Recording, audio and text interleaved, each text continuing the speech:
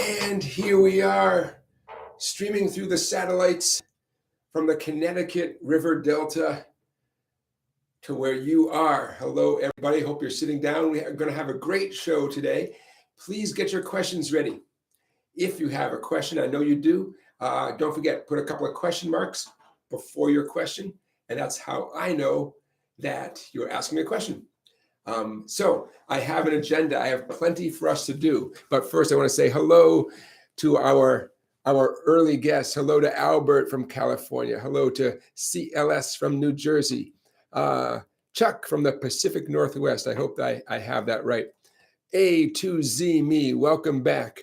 Twitter is finished. Uh-oh. I have no idea what that means. I probably don't want to know. You may notice slightly different surroundings here. I've made a few changes since last we met, and and more changes to come. So I hope you dig it. I hope you dig it, everybody. Here is what's on my agenda beyond answering your guitar-related questions. Circle of fifths. I have not forgotten about the circle of fifths. Today, we shall be talking about the circle of fifths. Today, I want to share some of my favorite guitar instructional books with you. I want to make some squeaking sounds with my chair. I want to share with you an update on what happened when I tried ordering a guitar from the Fender Custom Shop. I've got an update for you. I want to remind you that at the moment, my guitar books and ebooks are on sale for you. I'm going to give you an update on how you can order stuff right now during the live stream from my website, and even a little while after the live stream. I'm going to give you a coupon code so you can save some money. And I want to turn you on to a couple of my favorite guitar players who hopefully you've never heard of. Then again, if you have heard of them, how cool are you? All right, so I have plenty to keep us busy for about 2 hours, give or take. And I'm hoping you got some questions coming in. Who do we have here? Johnny Midnight. Hello, Johnny Midnight. Welcome back. Explorer 867 from Lapine, Oregon. Love it. I say it. I know I say Oregon, right? Oregon. I'm trying to say Oregon, like as if I live there. Planet Noodle. Hi from Planet Noodle. Well, okay. Yeah, man. Hi. A2Z me says, I need some Jimi Hendrix posters on my wall. Yeah, man. We're working on it. We're working on a little decorations. Not to worry. Yeah, I got you. Harmonica and guitar progress. First question of the day, and I'm glad it's you, harmonica and guitar progress. First question of the day, how do you know if you have a good singing voice or not? Yeah, it's hard to be objective, right? Record yourself. That's your best bet. Record yourself with your phone, I mean, you could ask someone, but that's, I can tell you what, you could ask a complete stranger. That's your best bet. Beyond that, you're kind of stuck. No, record yourself. Here's one thing you can do. Record yourself singing with one of your favorite songs, with the actual recording, right? The actual recording, so that when you listen back, you will hear your voice and the actual recording. Compare, right? Compare. Keep in mind, there is having a certain tone to your voice, a certain timbre, a certain, a rough voice, a sweet voice, whatever. That's one thing. And then there's sirens. And then there is hitting the right notes. Hitting the right notes is the goal, right? It's the goal. There's not a whole lot of wiggle room. Although sometimes I hear famous recordings where the singer sounds a little bit flat because they are a little bit flat. But hey, at least they're not using auto-tune, right? But being on pitch is really non-negotiable. The exact quality of your voice, 100% negotiable, right? It's a wide world out there. This is not the first time that people have brought up singing questions, and I'm happy to talk about it. I love to sing. What I will tell you, we all should be taking singing lessons. If you have never sung before, but you want to, take some singing lessons. If you sing a lot and you want to be better, take singing lessons. I have taken singing lessons here and there over the course of my career, and they've definitely helped. And I highly encourage you guys to do sing lessons. So that's my thoughts on singing. Okay, I'm scooching forward towards the computer here. Art V says hello from San Antonio. A to Z me. I'm glad that works here. Excellent. Picking patterns. A to Z me. Can you give us a couple of picking patterns? I know a couple, but would love to learn more. Yes, this is the right place for picking patterns. The reason why this is the right place for picking patterns is I'm a drummer. And in effect, all drummers do is think about the rhythmic pattern of a song and then how to have fun within that framework, whatever the rhythm pattern happens to be. Drummers, as you know, don't stress out over bar chords. Drummers are not necessarily concerned about their singing voices. It's all about what's the rhythmic structure that they need to provide for the band, and hopefully how can I be creative within that rhythmic structure if the song allows me to. Okay, so picking patterns. I am going to answer a question, but since you raised the question, I'm gonna sell my books, man. The Strum Pattern Bible. At the moment, this is 15% off, and I'll make this quick. If you should choose to order yourself a copy of the book, it comes to you as an ebook, right? An ebook, not paper book. There is a video that goes along with all the examples in this book, and it's 15% off. I'm going to get to your question, though, specifically in a minute. If you go to my website, which I'm typing in right now, and you'll scroll down and you'll see the Strum Pattern Bible. And should you choose to purchase an electronic copy of the book, there's the coupon code. See that in the chat, everybody? I just typed in Livestream 15. That gets you 15% off. So hey, why not 50% off? Okay, so let's get down to your question of strumming patterns. Because what I'm about to say is reflected in this book, I'm going to keep this handy, and I'm going to refer to the book. Half the book is strumming patterns with a pick, a little more than half, and the second, let's say 30%, is finger picking patterns. So I'm going to refer to my own book here, and I use songs as examples, like real songs, because that's how they stay in your head.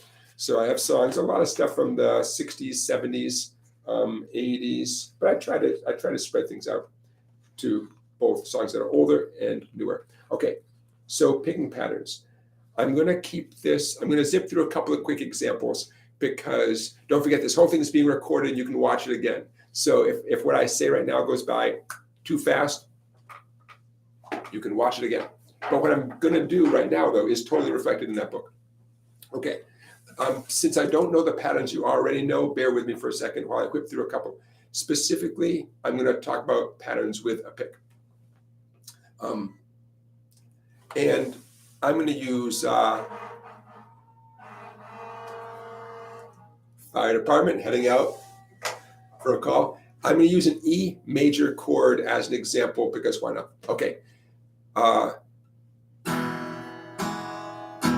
Nice, simple quarter notes. I'm getting closer to the mic just in case that makes it sound better.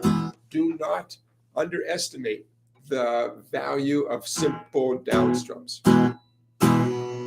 You can catch it after each strum with the edge of your palm to get a staccato sound. Okay.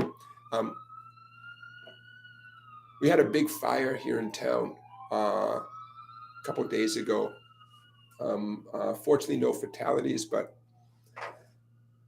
sad news. Thank you to you first responders out there. I have been a first responder, and I bet some of you are, or you have a loved one in your life who's a first responder, so thank you for your service.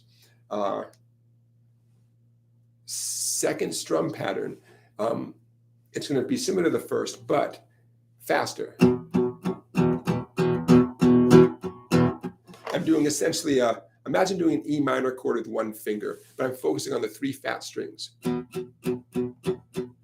Doesn't sound like much, but again, don't underestimate the value of nice, steady downstrokes.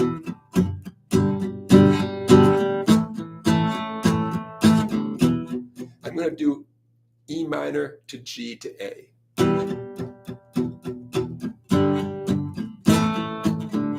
I'm just making this up, but it sounds pretty good. Is that a strum pattern? Sure, it's a strum pattern. It just happens to be consistent, steady downstrokes, a little bit faster than the very first way, with a little palm muting with the edge of my right hand, my picking hand on the strings. Okay, and I'm focusing on picking on the fast strings. Okay, moving on. Boom-chick, boom-chick strumming. I'm going back to the E major chord, boom-chick. I'm hitting the 6th string, nice and hard. I squeeze the pick a little bit, and then strum the skinny strings softly. I'm strumming maybe 3, maybe 4 skinny strings. Watch this. Easy peasy, right? 6th string being the fattest string, and then 2 or 3 or 4 skinny strings. I loosen my grip on the pick when I do that little brush. Boom-chick. See where the name comes from? Depending on the chord, you might hit the 5th string, meaning the A string first. I'm grabbing A major chord, 5th string first. There we go. Or you might grab the 4th string, pluck the 4th string first. I'm grabbing a D major chord. I'm hitting the 4th string, the D string first. Now, some of you are like, yeah, boom-chick, boom-chick. I got that. The thing about the boom-chick pattern is it's a gateway. I'm going to go back to my E major, Boom-Chicka. Watch this.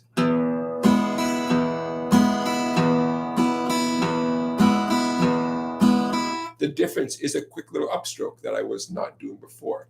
6th string by itself, nice firm downstroke. We'll have that note be punchy. And then on the 3, 4 treble strings, skinny strings, a light down up. A minute ago, I was just doing it down. That's where the name is different. Boom-chicka, boom-chicka. There's A major, D major. Okay, so this started with boom-chick, boom-chick. Now it's boom-chicka, boom-chicka. The reason why I say this is a gateway is because your ability to single out a very specific note with your pick and then kind of answer back with a brush, as that skill develops, you can do fancier single string things. So I'm going to move on to a G chord, G major. And for a very specific reason, I'm doing G with my middle, ring, and pinky. It's still going to sound like a G chord. Those of you who know me a little bit, you know I'm obsessed with this way of doing a G chord, or at least I appear that way to those of you who have not mastered this way of doing a G. Okay, back to strumming patterns. See what I did there? Now, I have not moved to a new strumming pattern. I'm just saying, hey, work on your boom-chick strumming, or boom-chicka strumming, and that opens up doors to do things like those bass note runs. There's my G chord. I'm doing boom-chick, boom-chick, boom-chick on a G chord. Now, I know presumably C is the next chord, very common combination. So instead of just changing to a C chord, I'm going to do a little walk up. Maybe the song goes back to G. Okay, get the idea? So again, this is not a new strum pattern, but it's a good thing to get this boom-chick or boom-chicka strum pattern opens up doors like that. How about another strum pattern? How about, I was just doing this with a student. I taught all day today, ladies and gentlemen, 8 a.m. I don't know what you were doing at 8 a.m. I was teaching. Saturday is a busy day for me. My 2 o'clock student couldn't make it, so I had a break at 2 o'clock. And I love teaching. I love breaks too. We called it a win-win situation. Okay. Recently, I'm opening my book up to page 20, and look what we have there. You're Only Lonely by J.D. Souther. Remember J.D. Souther? Sure you do. 10 technically, I should put a capo on the second fret. If I were playing along, by the way, with a real song, I'd put a capo behind the second fret. We're not worried about that right now. Okay, why did I choose You're Only Lonely by J.D. Souther? Why did I choose it for this book? And why I'm about to play it for you right now as an example of another strum pattern? Because it's a unique kind of pattern, which is not hard, but if you've never done it before, it's going to take you, 1 or 2 practice sessions. So I shall play instead of talking so much. The song, technically capo at the second fret, G, E minor, C, D. I'm just going to stay in the G chord because what we're talking about is a strumming pattern. Okay, here it comes.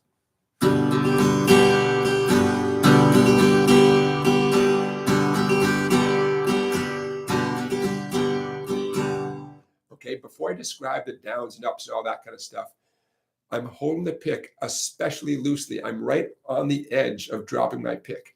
That's how I can get that nice light sound. I'm actually holding a 1 millimeter pick. I love these little Dunlop 1 millimeter stubby picks. They're small, they're cute, they're easy to find when I drop them. Even though it's a relatively thick pick, I can get a light sound. Why? Because I'm relaxing my grip, right on the edge of dropping it. Quick sidebar here. If you're holding the pick loosely, so loosely that it begins to rotate, the wrong way, so it's not pointing the way you want it to point anymore, that's a good sign. That means you have now determined almost the exact right amount of pressure for squeezing. You just have to squeeze 1% tighter, okay? 1%, don't go crazy, 1% tighter so it doesn't rotate away.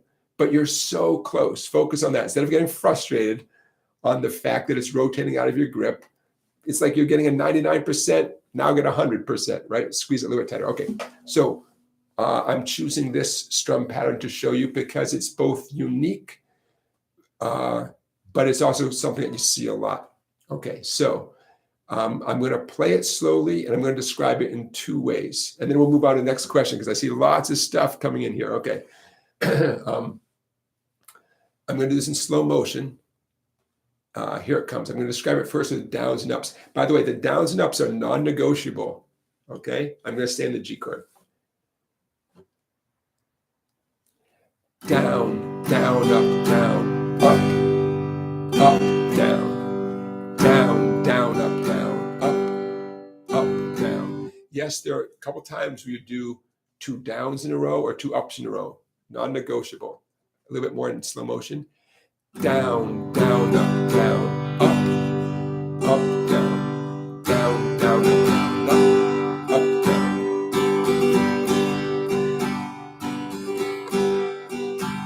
I'm going to describe it a second way. You're going to like this. Remember, shave and a haircut, 2 bits, bump, bump, bump, bump, bump, bump, bump.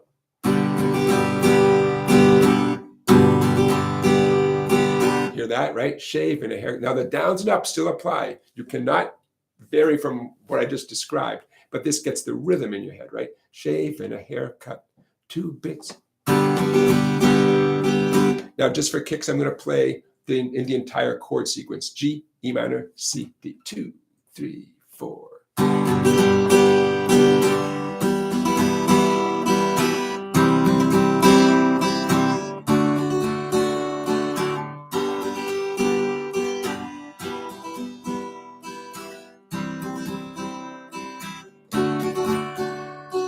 It does involve a little flick of the wrist, right?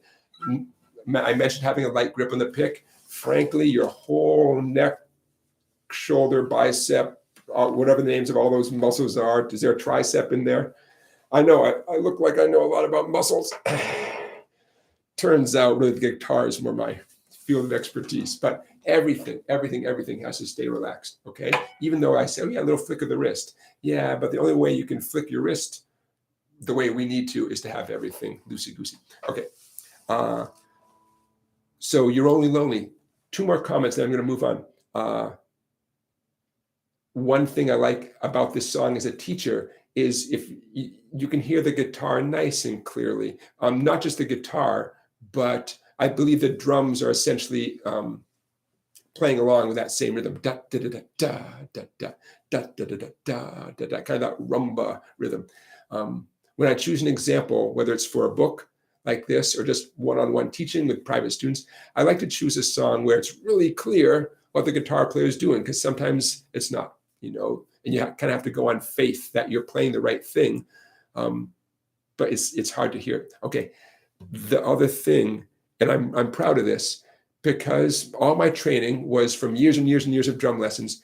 To me, I'm really comfortable talking about a rhythmic pattern. So when I say shave and a haircut, 2 bits, that came from years of teaching. That came from me trying really hard to help different people understand the same thing. So some people, a lot of people, it helps to hear shave and a haircut, dun, dun, dun, dun, dun, dun, dun, dun. Some people just want to hear me do it a bunch of times without any talking. Great.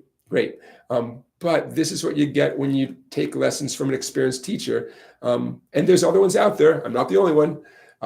But they've taught the same thing different ways to different people. So the whole time they're teaching you, they're looking at you and listening to you. It's like, okay, is this sinking in? If it's sinking in, great. If it's not sinking in, how else can I teach this to this person? What way is going to work for this person? Okay, if this turns you on, dozens and dozens of finger picking patterns, which I did not cover just now, and dozens and dozens of strumming patterns, that's the book for you. And it's on sale right now. Okay, thank you for letting me give a little sales pitch.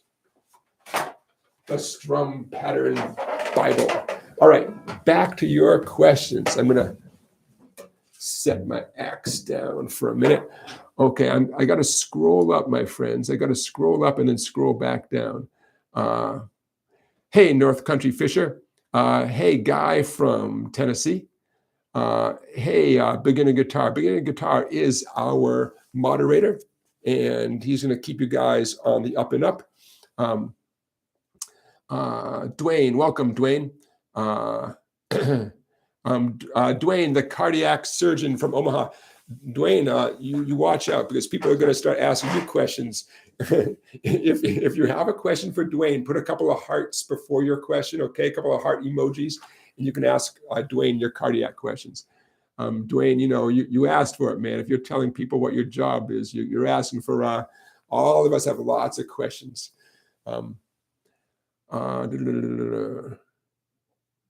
reading, everybody. I'm reading. Dwayne says, can you play freight train fingerstyle? Yes.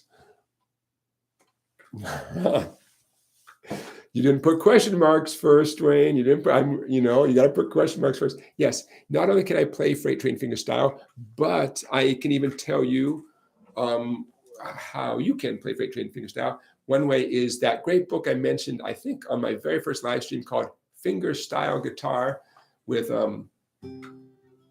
written by Ken Perlman, Perlman, Fingerstyle Guitar. Nice, simple title. Ken Perlman, available from Amazon. I love that book. It's got a lot of easy stuff and plenty of hard stuff. Okay, how about if I play it and I get right up close to the mic? We'll just see what happens.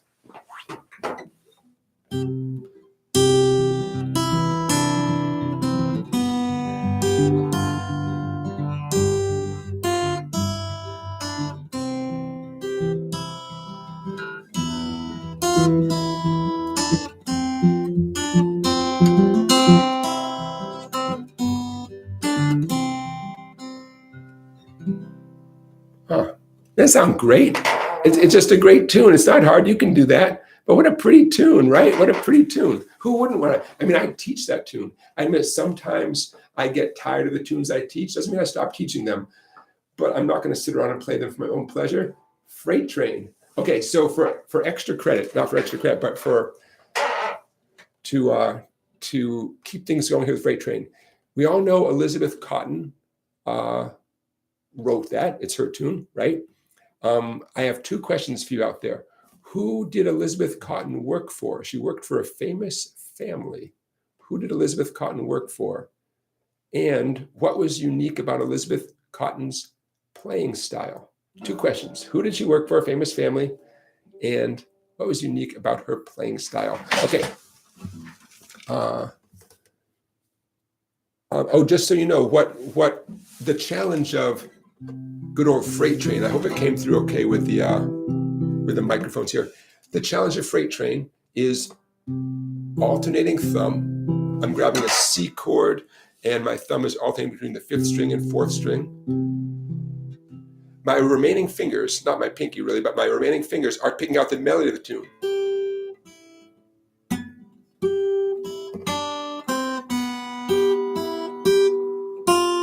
It's weird to do it without the thumb. So you are a one-person band. You're the accompanist, and oops. Right? Not easy, man. Not easy. I'll tell you this, though. You put some sweat into Freight Train, and it opens the door to a million other tunes that are at the same difficulty level. And all of a sudden, you go from playing Freight Train to playing 10 tunes in that same vein. You will not regret it. I'm going to use that phrase again, like a gateway. Like Freight Train could easily be a gateway into this whole beautiful fingerstyle approach to the guitar. Okay. Paul. Hello, Paul. Been away for a couple of weeks. Paul from Oxford, England. Hello, Paul.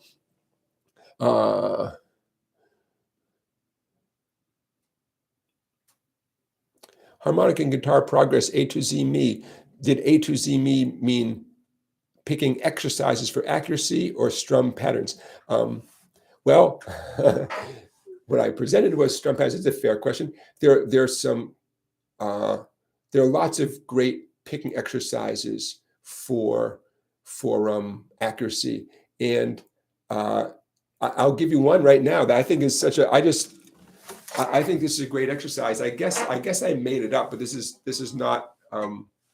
This is just something I did with students, kind of fooling around.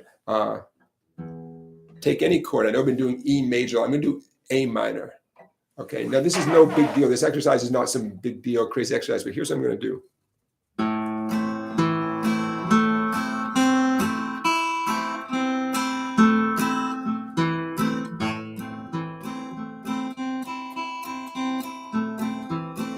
Okay, so I got my A minor chord. I was plucking a certain specific string, in this case the 5th string, and then a light brush on 2 or 3 treble strings. Then I moved to the 4th string and a brush, 3rd and a brush, 2nd and a brush, 1st string and a brush, and just work backwards.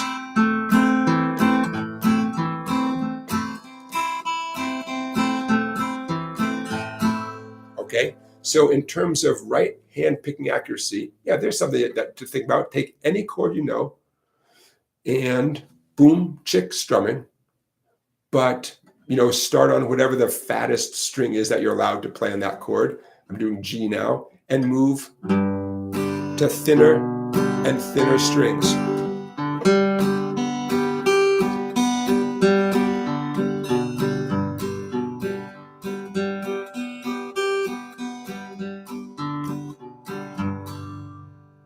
Why not? There's something for you. I mean, there's a million things, but that's just one that I must have done it with a student recently. That's why it's on my brain. Hey, before I forget, if those of you are so inclined, don't forget you're welcome to do a super chat. That means you ask a question with a little money, a little tip involved. It shows up in bright green on my screen, a bright green box. And that's one way to say thank you and support what I do. And it's another way to get your question answered because I'm going to see it in bright green. And all you do to send a super chat is click on that $ thing at the bottom of our chat. Okay. Hey, Dwayne, thanks for getting the book. Yes, Dan Keck says what Elizabeth Cotton did that was unusual was she played upside down. She was a lefty, but she just took a righty guitar, and without changing anything, she fingerpicked a righty guitar. So ironically, what we all do to follow in her footsteps, to play, Freight Train, Elizabeth Cotton, that style of playing, is that thing I said, alternating the thumb right back and forth, and that is how we all learn it. She her fat strings were down here, right? Just like mine are. So I believe it was her index finger going back and forth and her thumb picking out the melody. I don't know. I don't want to know. It's too much to wrap my head around. She made it work because that's just how she did it. Ironically, that is not how any of us do it because that makes no sense. But yeah. And the other question I asked, what famous family did she work for? A to Z Me's knew that it was Pete Seeger's family. Chuck, you knew as well. Chuck Snyder. So my understanding, this is almost too crazy to be true, is she was working as in the Seeger household as, I guess, doing household work. And she found a guitar sitting around and started playing it, as one does. And they didn't even know she played the guitar. And the rest is history. I don't know. There's a lot we don't know about each other, right? How many people do you walk by, strangers or people you know a little bit, and you just don't know? A friend of mine from a long time ago is one of the best concertina players for Irish music. Wins contests, Irish national contests. John Williams. I haven't seen him for a long time. Great guy. It occurred to me one time that if I saw John Williams walking down the street, this is not John Williams, the composer of Star Wars fame. John Williams, he was part of a band for a little while called Solas. Those of you into Irish traditional music, Solas, he was in that band. Thought, man, if I saw John Williams walking down the street, I wouldn't have any reason to think he's won national contests for anything. He's just a guy, right? Absolutely one of the best Irish musicians I know of, And so my point is, Elizabeth Cotton, there she is playing guitar in the Seeger household. And little did they know that she even played the guitar, let alone that she was an accomplished guitar player. Okay. Moving on. A to Z Me, finger picking patterns. Yeah, there's a lot of finger picking patterns. They're in the book. That's all I can tell you. They're in the book, man. Just so you know, in terms of finger picking, there's a right way to learn finger picking, and there's a dumb way. You know what makes me a decent teacher? I did it the dumb way, So imagine if Freight Train or Tune Like Freight Train was the very first thing you ever did with your bare fingers. Does that sound like it makes sense? No. You learn a repetitive pattern. So a repetitive pattern, it sounds nice. Doesn't really sound like anything, right? It just sounds like nice. What song is this? But it gets your fingers ready doing a pattern, You learn how to do this. You learn how to divide up the work between your fingertips. You learn how to do your thumb around. You learn a bunch of patterns, and then you move on to Freight Train. That's the smart way to do it. If you get that book, Fingerstyle Guitar by Ken Proman, he leads you into Freight Train. That's the smart way to do it. I'm going to say, when you teach yourself anything, it can be frustrating. I stuck with it, and but I don't get a gold star for beating my head against a wall. I should have taken some lessons, man. Okay, moving on. Some more questions. North Country Fisher. All right, let's do this, North Country Fisher. North Country Fisher asks a fair question. I wonder if anyone will mention the circle of fifths tonight. I don't know. We'll see. No. Okay, I have been giving this some thought. 2 weeks ago, we talked about the circle of fifths, and I stand behind everything I said. But boy, I talked a lot. So today, and I gave you hopefully an interesting introduction to the circle of fifths. Let's get right down to using the circle of fifths. Okay, I am prepared. This is available in many forms on the internet. What I'm going to do in the chat right now, I'm going to post the link to where I got this from. I just like the way this one looked. There's dozens and dozens out there. Okay, so bear with me, folks. Here comes the link into the chat. You do not have to print this out right now. I mean, you're welcome to go crazy, but okay. There's the link where I printed out this particular copy. Okay, I got 5:35 on my end. I'm going to try to talk for 5 minutes tops on this. Not because it's not worth more than 5 minutes, But number one, we have lots to cover today.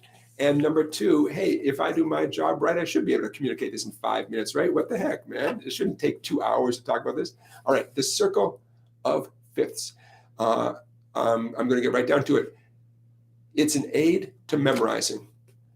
Specifically, or most importantly, it's an aid to memorizing major scales. Everything you ever do is somehow connected to major scales. Even if you play a minor chord, we discuss it in terms of, a major scale. What is a minor chord? Well, you got to go back to a major scale and make some adjustments, and blah, blah, and you get a minor chord. How do you memorize major scales? Using this. Okay, now you have to memorize this, but this helps you essentially memorize major scales. 2 reasons to want to memorize major scales. You want to be smart.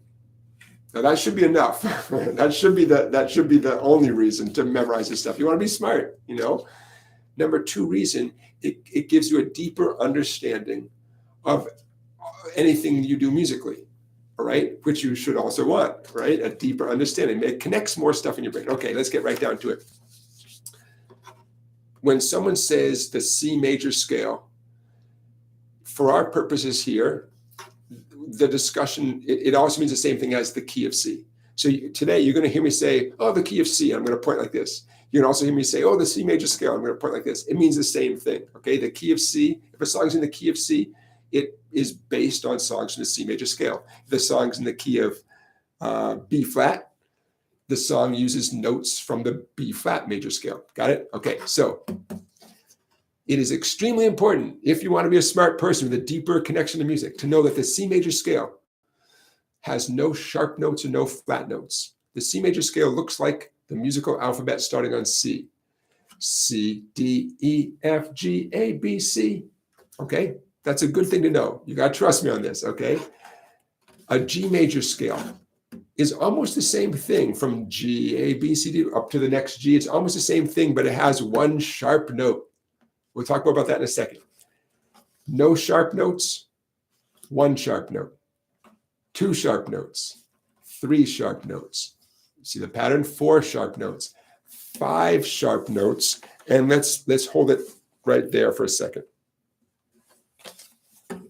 No flat notes, 1 flat note, 2 flat notes, 3 flat notes, 4 flat notes, 5 flat notes, 6 flat notes. Okay? Now, I do expect to turn all these live streams into podcasts. For those of you who someday are listening to this on a podcast, I know. You're like, what is going on? Yeah, I'm pointing, for the record, I'm pointing at the circle of fifths that I'm holding before the camera. Okay, you want to know that the key of F has 1 flatted note and all the other notes are not flat. All the other notes just look like alphabet letters, like F, G, and so on. You want to know that, say, the key of A has 3 sharp notes, okay? Because it makes you smart. In fact, knowing the little stuff I'm going to say today potentially could make you the smart person in the room. Who doesn't want to be the smart person in the room, right? Around a bunch of people who beat on their guitars, and suddenly you're like, hey, let's capo up. Let's capo up so we're in the key of our E flat. People look at you like, what? It feels good to be that person, Heaven knows you and I have both found ourselves in a position when we are not the most experienced musician in the room. It happens. And lots of times that's a good thing. Often it's a good place to be. Okay. Imagine you have this tattooed on your arm and you can look at it while you're playing the guitar. Awesome. Until you do that, you are stuck with simply memorizing this. Okay.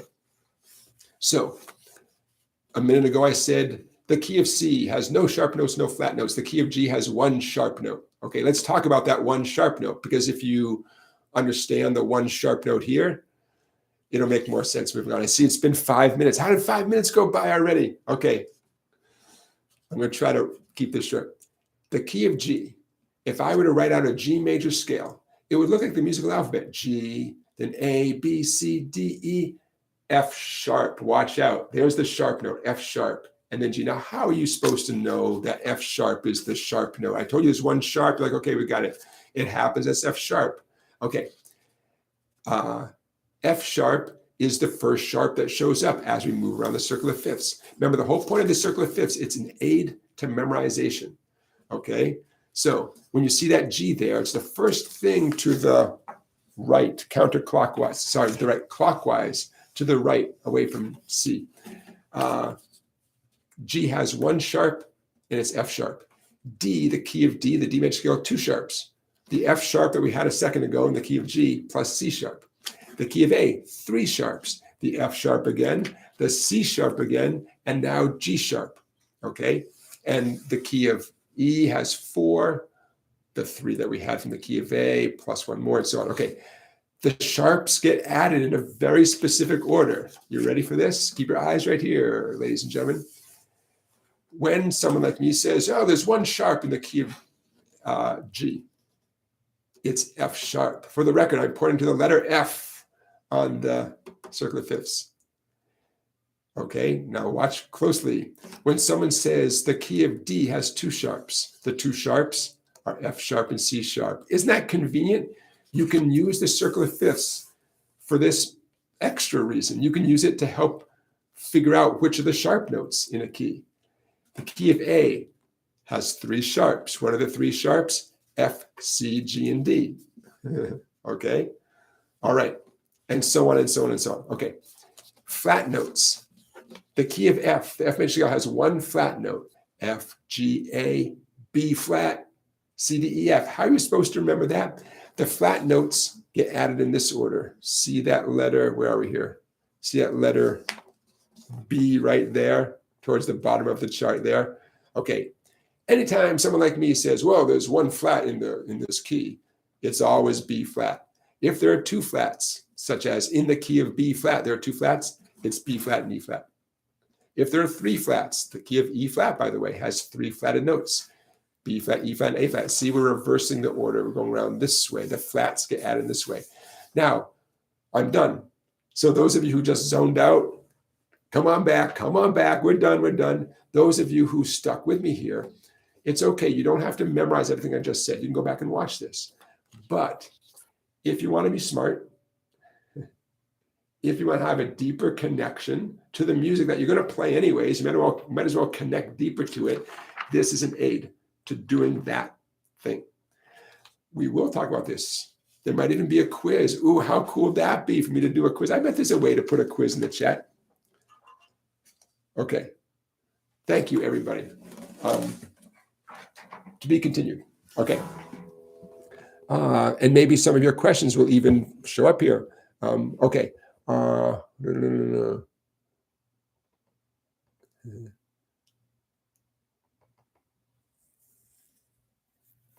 Paul Mannion, who are you referring to when you say a band called Sky in the 70s? I'm curious because I have not heard of that band. Do I look like Townes Van Zandt? A to Z me. Has anyone ever told me I look like Townes Van Zandt? He did have that kind of long hair, right? Talented guy, Townes Van Zandt. Harmonica and guitar progress. Has any tips for 12-bar blues? Yes. Excellent question. 12-bar blues. In the key of A specifically, here's a tip. The reason why I'm suggesting doing a 12-bar blues in the key of A is all these beautiful open strings that are available to us. In a minute, I'll tell you what I'm doing.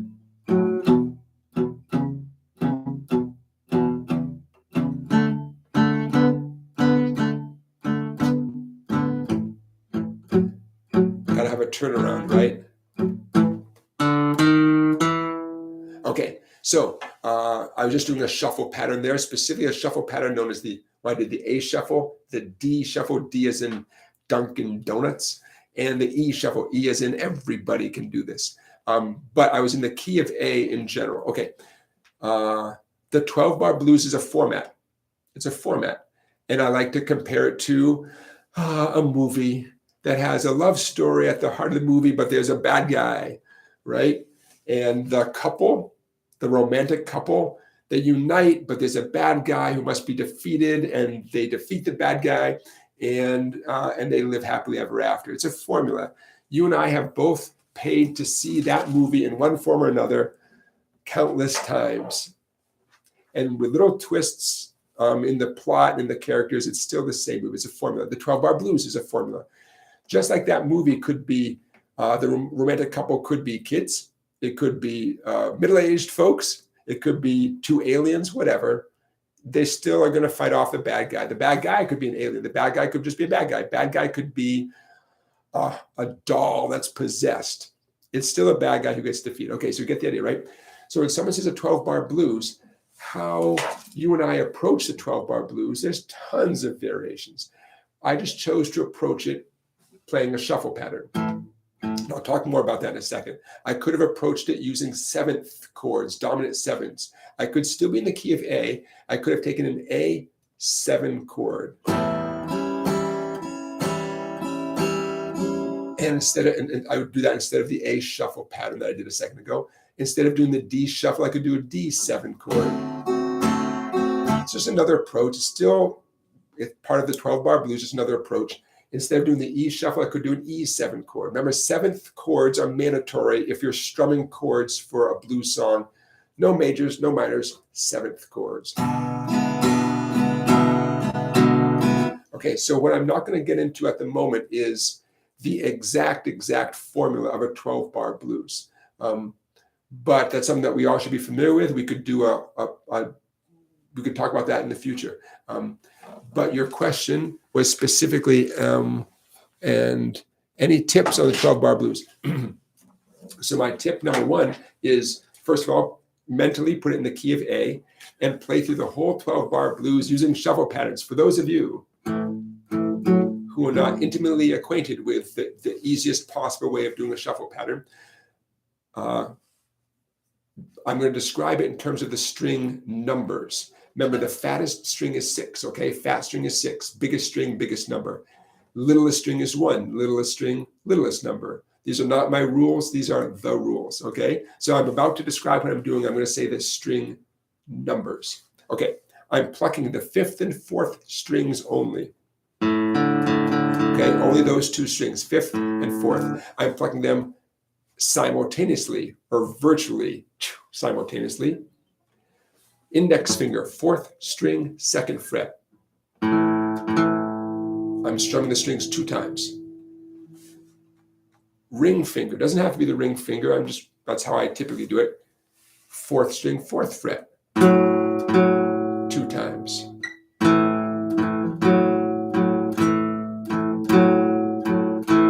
Okay, the A shuffle. I'm dropping both of my hands down 1 string towards the floor. Index finger, 3rd string, 2nd fret. Pick, plucking the 4th and 3rd strings. The D shuffle, D is in Dalmatian dogs. And lastly, the E shuffle, 6th and 5th strings with my pick. Index finger, 5th string, 2nd fret. Ring finger, 5th string, 4th fret. Does not have to be your ring finger.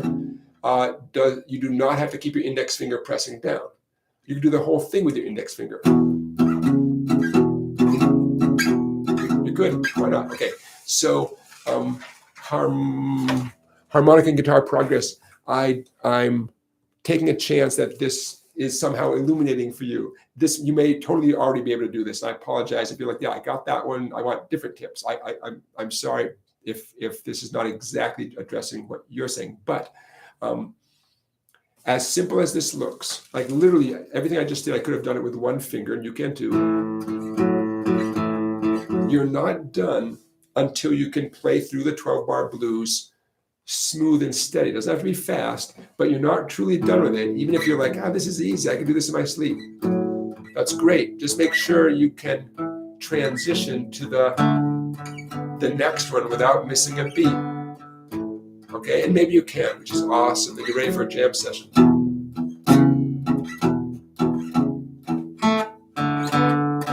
Okay, I'm slow, but I'm steady.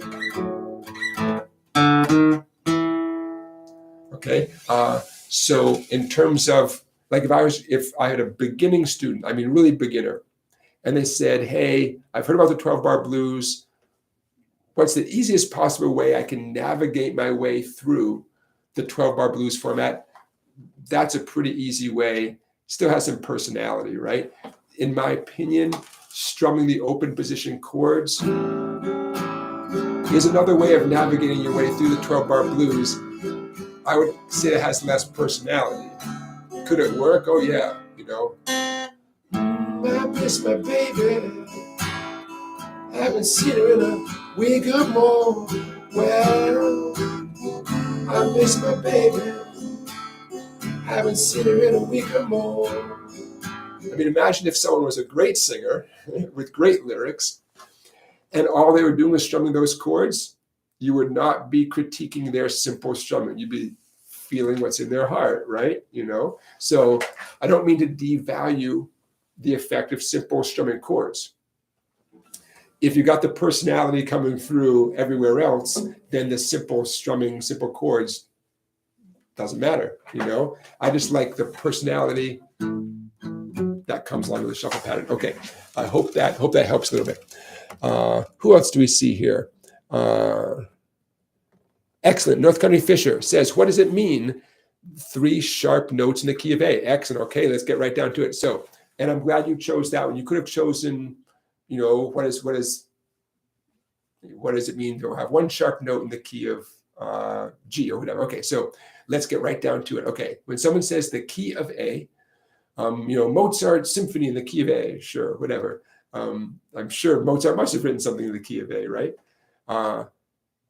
What we're talking about is the boundaries placed around the song. We're saying that if something is described as the key of A, it was written based on an A major scale. Could there be some notes that are in the song that are not in the A major scale? Totally. Those are the juicy notes. Those are the interesting sounding notes. But nevertheless, by saying that something has 3 sharps, by definition, if it has 3 sharps in the key signature at the beginning of the song, 3 little, what the kids call hashtags. We know that they're sharp signs. If something's in the key of A, it's based on an A major scale, but anything can happen. But that's our starting point. Okay, so what does it mean? It means, remember, we're talking about the key of A here, right? 3 sharps in the key of A. It means the A major scale looks like the alphabet, what I call the musical alphabet, starting on the letter A, because we're in the key of A, right? Picture this. You can even grab a pencil and write this if you want. A, B, C, D, E, F, G, A. There's our octave from A to the next A, right? A, B, C, D, E, F, G, A. Then we drop in 3 sharp signs. Because remember, the premise here is that the key of A has a bunch of notes, but 3 of them are sharp notes. Okay, the 3 sharp notes. One way, especially if you don't have this, well, no, let's do it based on this. The sharp notes, the notes themselves start with the F. The 3 sharp notes in the key of A, by definition, are F sharp, C sharp, and G sharp, okay? There's no such thing as a song that is based on, a key that has 3 sharps, and the 3 sharps are not F sharp, C sharp, or G sharp. This stuff is carved in stone, okay? So, going back to my visual image, we know that when I describe the A major scale, A, B, C, D, E, F, G, I'm not done until I plug in those 3 sharp notes, F sharp, C sharp, and G sharp. Okay, so ready? A is our first note. I know it sounds dumb, but we're in the key of A, so it has to be the first note. By the way, it also has to be the last note. The question is what happens in between. Okay, an A major scale, we now know, is the note A, the note B, the note C sharp, right? The note D, the note E, the note F sharp, the note G sharp, and then we're back to A again. So it still looks like alphabetical, A, B, C, D, E, F, G. We just plopped in 3 little sharp signs, 3 little hashtags. We dropped them in right next to the C sharp, right next to the C, I should say, right next to the F sharp, right next to G sharp. Okay, that answered your question one way. Why you would want to know that, why that matters? It matters because now you know what you're working with. Now, whether you're playing a song in the key of A, a friend of yours wrote a song in the key of A and they expect you to do something along with him. Hey, maybe hypothetically, a friend of yours is a piano player. They wrote a song in the key of A and they give you that information and they start playing this song on the piano in the key of A and they expect you to know what to do. Like how do you know what to do, right? Well, if you're in the key of A, now you know in theory, what your options are. Your options include the notes A, B, C sharp, D, E, F sharp, G sharp, A, right? But with a little more knowledge, you also can be aware of what chords are extremely likely to show up in the key of A. There's a formula for that. There's a formula for all this stuff. All this stuff has been around for so many, decades and centuries and generations. And it's up to you and me to learn it and absorb it. And then you look around the world and you say, oh, I learned that the key of A has 3 sharps, and I learned that common chords in the key of A would be A major, shocker, right? A major, D major, that's D as in dogs, and E major, E as in everybody loves music theory. So someone says the song's in the key of A. You're like, okay, got it. Oh yeah, and so the chords go, and you're like, wait, let me guess. The chords of this song include A, D, and E. And they look at you like, why? Yes, it does include A, D, and E. And they say, oh, but there's a minor chord too. And you take an educated guess. Let me guess, a B minor. How do you know the song has a B minor? Because you're a genius. That's how you know it has a B minor chord. Okay, so now I'm covering a lot of ground here. I'm talking kind of fast, but that's my first reaction to your question. I hope that helped. And by the way, all the stuff to be continued. Okay, looking more at some questions. Before I forget, I'm looking at my agenda. Actually, I'm going to take a minute, and I'm going to do something I told myself I would do.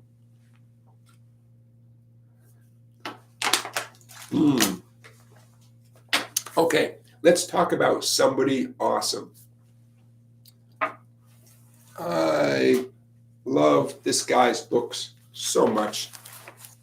So could we please take a moment and talk about the awesome Dave Rubin. Dave Rubin. This book, I'm not going to say it changed my life, because that was the chair having a mind of its own. I'm not going to say this book changed my life. It dramatically helped my guitar playing. So, but not just that one. Here's another good one by Dave Rubin.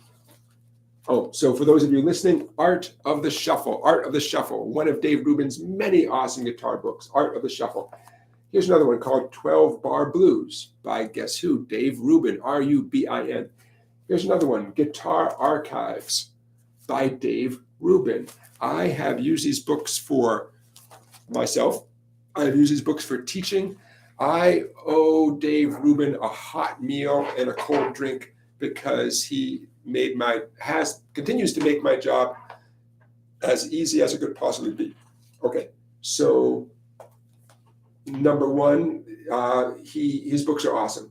Number two, they are full of awesome photos, and usually when he posts a photo in the book, he goes into great detail about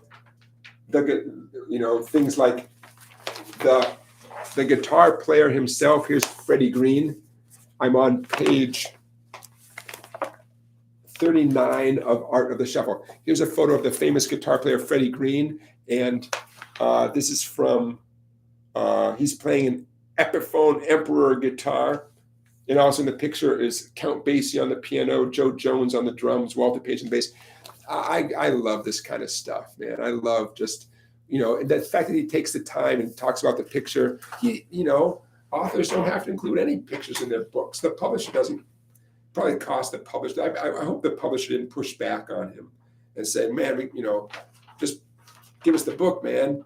But I know Dave Rubin chose these pictures and devoted entire pages to. Anyways, I love Dave Rubin. Okay, so I highly encourage you, wherever you buy awesome books, to get anything by him. This is just a fraction of what he's put out there. I probably have a bunch of other Dave Rubin books tucked away. I just grabbed these. Just to be real specific, the reason why this book really, this is Art of the Shuffle again, for those of you listening but not watching, the reason Art of the Shuffle turned me on so much was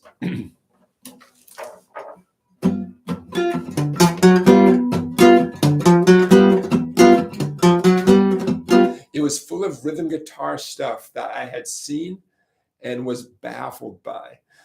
So when I was a young guy, just about your age, going to college, going to blues clubs with a fake ID, I knew how to play G and C and D. I could play bar chords. And I would go to blues clubs around Chicago and watch, and I did not recognize a single thing the guitar players were doing because they weren't doing what I was familiar with. So I would see if either this exact thing I'm about to show you right here or something extremely similar.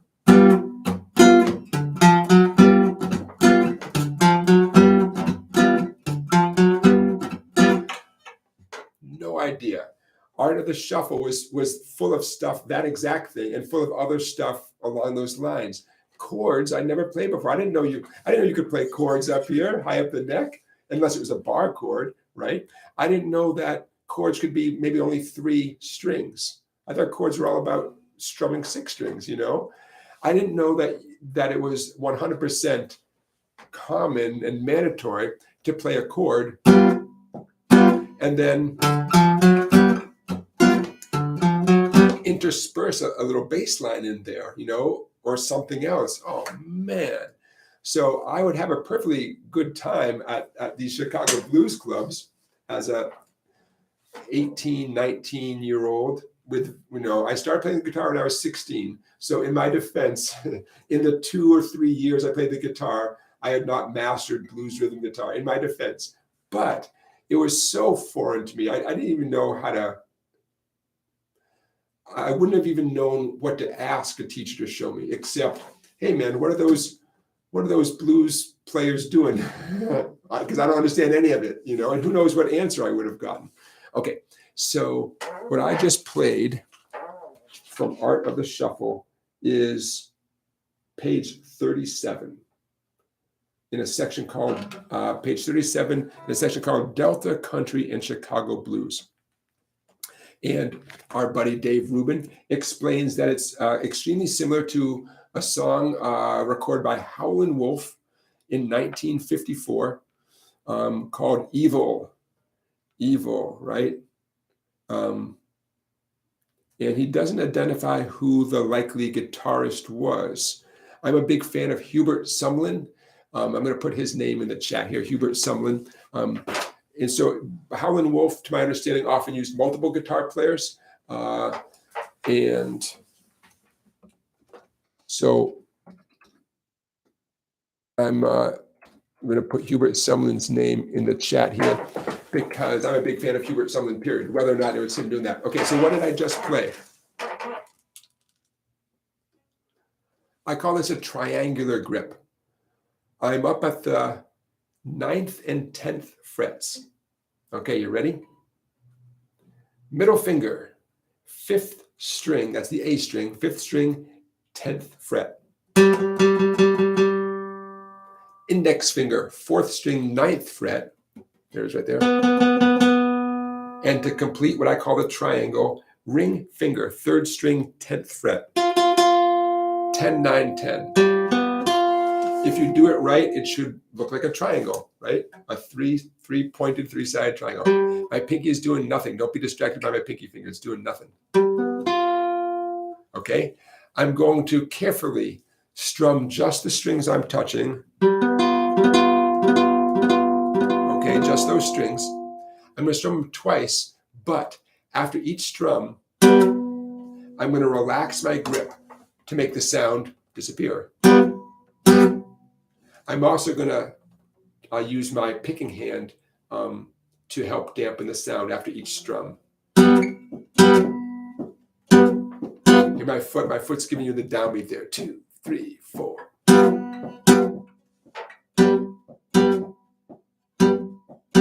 Okay. Now that's cool just by itself. That's cool. By the way, the name of that is an G7 chord. It's a G7 chord. Technically, it's 3 of the 4 notes of a G7, but we shall not. We're implying a G7. Okay. Now, what brings the whole thing to life is I'm going to come back to this chord in a second. So take a mental picture of it. 6th string, ring finger. Trust me, use your ring finger. 6th string on the ring finger, 10. 5th string, index finger, 8. 5th string, middle finger, 9. Okay, slow motion. Again. And now guess what? My middle finger, which is at 9 on the 5th string, is going to quietly just move up one more fret, 10 on the 5th string, because I'm back at that triangle chord again.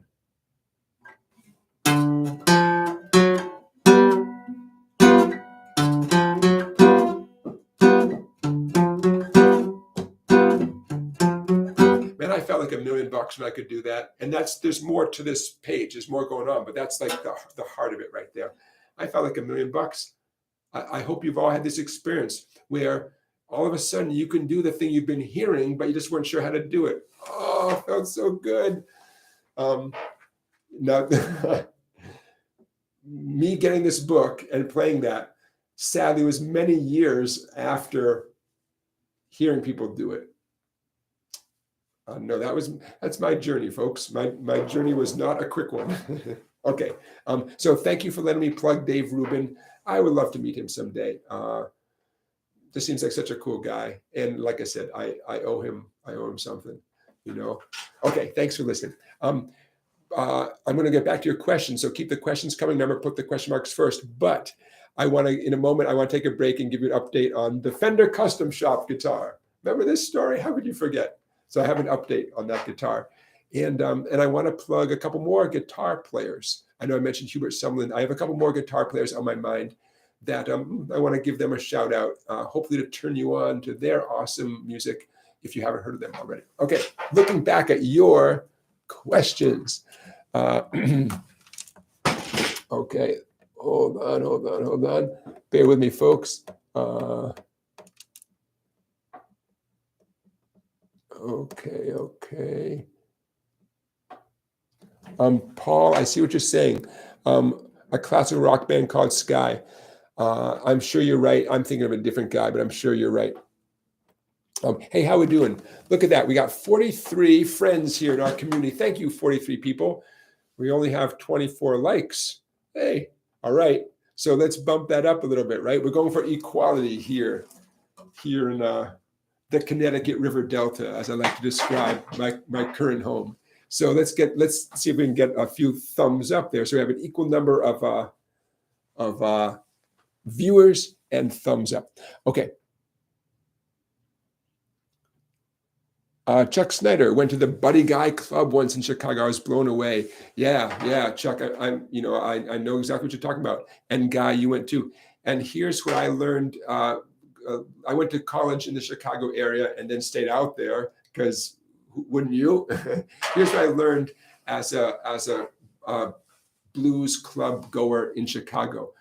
There are no bad blues clubs in Chicago. There just aren't. And a band playing on the corner on a Tuesday night at a corner place in a regular neighborhood is as good as a band playing at Buddy Guy's. Oh man, lots of good memories of hearing a lot of great music. I just wish I had benefited even more, you know. But my first experience, man, I was a freshman in college. And Sugar Blue, the harmonica player Sugar Blue, who I found out later was super famous, played with the Rolling Stones. On Miss You, that song Miss You by the Rolling Stones, that's Sugar Blue playing the harmonica. So Sugar Blue and his band come to my campus, and they played in a cafeteria. And I'd heard later that they were expensive, as they should be, and it took multiple student organizations to pool their resources to get Sugar Blue and his band to come to my campus to play. So I go to hear the show, and I'm barely 18. And you know, as you know, if you're not 21, you're limited. And you grow up in the suburbs and you're not 21, you're very limited as to what live music you can see, right? You know, you're lucky if you see any live music, or maybe you see like stadium shows or just big. So this band shows up, and before they bring out Sugar Blue to play harmonica, to lead the band plays for, I don't even know, man. They play for a few minutes. And, you know, I'm 5-10 feet away from hardworking, professional, awesome musicians playing loud and proud. And I had never seen anything like that. And I can't believe I even stayed in college, right? This is before they bring out the star of the show, right? They were so good. And to me, it was like, oh, well, that's rock and roll. Meaning what I quickly realized, well, blues is rock and roll, or rock and roll is just blues music, however you want to describe it. But I see these guys playing electric guitars, electric bass guitars, drums. And I thought, oh, that's what I want. That's what I want. That's the real deal right there, man. Oh my God. I'd been to concerts before, but nothing with, you know, high caliber musicians playing 10 feet away, nice and loud. Oh man. So even before the star of the show came out, I was done. I was like, nope, this is already having a major effect on my concept of live music, but also, you know, I thought rock and roll was good. And then I realized, oh, this is the great stuff. Yeah. Oh man. The guitar player specifically is named George, and I can't remember his last name. He was a well-known blues guitar player in Chicago, and I think he taught blues and jazz guitar. He was, I'm sorry I don't remember his name, but seeing him play 10 feet away from me, I mean, nowadays we all might take that for granted because a lot of you could go to a nightclub or bar or restaurant or something a mile from your house and see a great live music right there, some local band.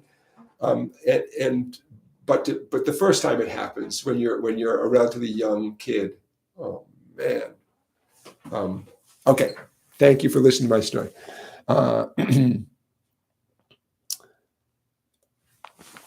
Chuck, okay, thanks. I'm reading. Chuck, you make a good point. The more you practice, the more milestones reveal themselves. Yes, someone make that a needle point and frame that. Yeah, it's funny how that works, right? You just practice a ton, and all of a sudden, you know, you start getting better, right? And then you look back, and it's fun to look back at different milestones and say, oh, that one thing felt great, sounded great, gave you confidence, impressed your loved ones, whatever it happened to be. You were never the same after that. And it can be changed from G to C. It doesn't, you know what I mean? And it is. Changing G to C is a big deal. It doesn't have to be something mind-blowing. You know what your milestones are, and you know what you hope they are. I've been sitting on my capo this whole time. I feel better now. Okay. I'm scrolling up, folks. Bear with me.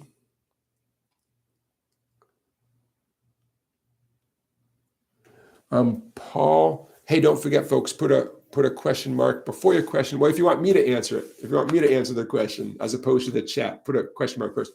Paul said, would you say that there's nothing written in stone when it comes to playing chords? Short answer is correct. Yeah, there's nothing written in stone, with two massive exceptions. If you're playing a very specific song and you want to sound just like the recording, then the recording is what's carved in stone, and we all have to do our best to imitate that.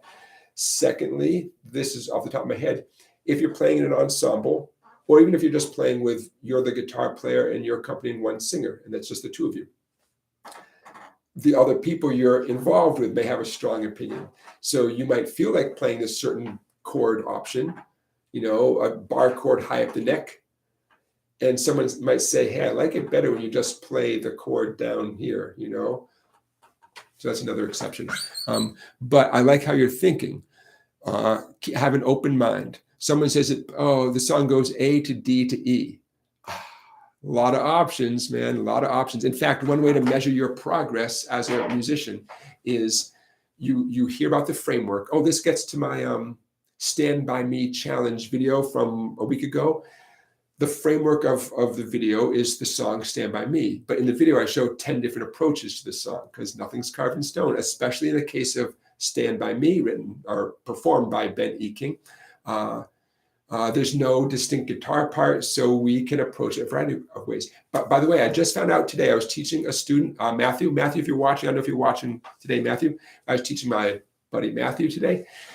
And I thought, hey, is John Lennon's version of Stand By Me in the same key as Ben E. King's version? And yes, it is. So good news, bad news. The good news is you can take my Stand By Me video challenge information and play along with Ben E. King and play along with John Lennon, both versions. Great. Why is that a bad thing? Because I was hoping John Lennon did it in a different key, and then I could encourage my students, hey, man, this song is in the key of C, not the key of A. What are you going to do about it? What's your process? How do you move a song to a different key based on what you already know? But for who knows why, John Lennon stuck with the original key, maybe just because that worked for him. Clearly it worked for his voice because John Lennon's voice sounds terrific, and there's no reason to change the key of a song. If it's the number one reason to change the key of a song, in my opinion, is to make it better for the singer, right? Number two reason to change the key of a song, to avoid an F chord. We can all agree on that, right? And they say this country is divided. We're not divided. We all agree. If you can avoid an F chord, life is better, right? See? That's what we do here at the Song Bike YouTube Guitar Q&A live stream. Bringing America together again. Finding common ground. Yep. Okay. Hey, I'm going to take a moment. And those of you who are waiting with bated breath to hear the next chapter in the saga of the time I tried to order a Fender Custom Shop guitar. This will be the last chapter, folks. The last chapter. It's going to be a very short chapter. I have 6:18. I'm going to give myself 5 minutes to tell the story, maybe even less. Quick recap. I ordered a guitar for myself to celebrate 30 years of being a guitar teacher. Picked out a lot of specifications and went through a dealer, because that's how you have to do it. Went through a Fender Custom Shop dealer, ordered a guitar. Among my extremely important requests was that Fender relic the back of the neck, because I tried a guitar with a neck. It's not just sanding it, it's a treatment that gets done. And it's like the equivalent of wearing broken-in jeans. It felt so good. I waited 20 months for the guitar, 20, a little more than 20 months. The guitar arrived at the dealer about 45 minutes from my house. I drove to get the guitar, and the back of the neck was not reliced. So I left the guitar at the dealer and thought about life. 20 months is a long time, folks. It was predicted to be 12 to 14 months. And yeah, okay, so what's this new chapter? So after giving it some thought and weighing some options and listening to the dealer's options, here's what transpired. The dealer reached out to Fender, as one does when you've disappointed a customer pretty thoroughly.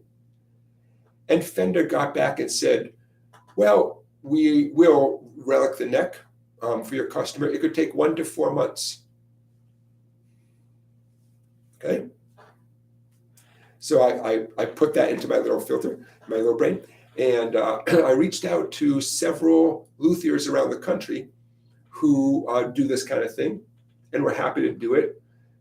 Some of them said it takes a couple of days, give me a week, whatever, but they were quoting $150 to do it. Fender was quoting $200 to do it. That was in the original quote that we all signed off on. None of this is a mystery. It's all in the quote. We all knew what was going to happen. Fender just didn't do it. So I'm like, wow, these people, different people. I talked to a nice guy in Atlanta, a nice guy in the Chicago area, a nice guy, I forget where he was from, all willing to do this relicking. Unbolt, it's a telecast, right? So you unbolt the neck, ship them the neck, they do it, they ship it back, bolt it back together, ready to rock and roll. And so I went back to the dealer. I said, look, I've given this some thought. I don't want Fender to have this guitar anymore. I've waited long enough. I'll buy the guitar. But let's talk about a price, because I really want to be happier than I am right now. This is a very expensive instrument, folks. Very expensive. And it was pushing my. I don't buy expensive stuff. So my plan was to negotiate a lower price, which you would do too, right? You're not going to pay full price, nowhere near full price. Obviously, you're not going to pay the $200 that was the cost for the relicking. But come on, man, it was something that expensive that was shipped incorrectly after 20 months, clearly a rush job. Come on, man, you got to make it right. Fender can still make a little profit. The dealer can still make a little profit, but there's room. So I said to the dealer, I'll take the guitar, but let's talk about what we can do with the price. And I thought the dealer was going to make me an offer right then and say, you know what, we can work with you, because remember what the dealer did for me in this whole thing was they took my order, probably emailed it to Fender. That's all. So in light of that relatively small amount of work, I think it's okay for the dealer to take a hit on their profit, because the dealer really didn't have to do a whole lot of work. Can we agree on that? Okay. Days are ticking by. All the dealer said to me is, we'll reach out to Fender and we'll see what Fender can do in the price. And meanwhile, I'm thinking, I kind of like to hear what the dealer can do on the price as well. Days are ticking by. Radio silence. I don't know, man. At a certain point, I'm starting to think that no one cares about this guitar, this beautiful custom shop guitar made by Fender. So it's time to wrap up this story. I said, I'm done. I'm done. Give me my deposit back. I'm done. I'm the only one who cares about this guitar. So, ladies and gentlemen, you will notice that I don't have a custom guitar. I will find another way to celebrate my now 31 plus years of teaching. So the end of the story is the dealer gave me my deposit back, as they should have, right? But hey, they did. No questions, no muss, no fuss. The guitar is being shipped back to Fender, and Fender's going to do what they do with a lot of custom guitars. Fender makes a certain amount of custom guitars for the fun of it, meaning they're not for a very specific customer. And then they make those custom guitars available to, guess who? Fender Custom Shop dealers. And so somewhere in the world, some Fender Custom Shop dealer is going to say, hey, I like the look of that one. I'll take that for my shop, and it'll find a home. It just won't be my home. End of story. In the meantime, because I'm crazy, I started doing more research than I was doing anyways into all the wonderful small builders around the country and around the world for that matter. But I think I'm going to stay domestic for this one. And ladies and gentlemen, there are so many talented, amazing guitar makers around the country who are making guitars that in some cases are a lot less expensive than the Fender guitar. Still not cheap, but a lot less expensive, even a little bit less expensive, even the same price, that look a lot more appealing to me now than dealing with a Fender Custom Shop. So thank you for listening, and thank you for listening in the previous times I've talked about this, because it's therapeutic for me to get it off my chest. So I do appreciate being able to share it with you.